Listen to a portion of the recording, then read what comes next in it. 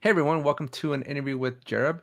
This guy is very special because we used to work together a long time ago, and it's been what, maybe 5 years, maybe?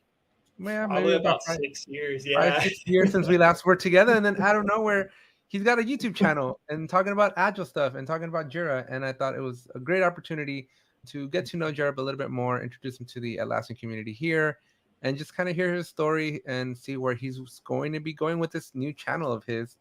And yeah, and just again get to know Jareb a little bit more and his mission over at Agilish. So with that, Jareb, welcome. Thank you very much for coming on. Yeah, I remember always running to you in weird spots, right? Hey, we worked Yeah, together.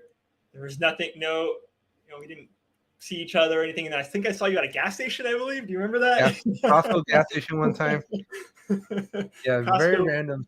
yeah, Costco brings everybody together, not just for the samples, all right, for Agile No,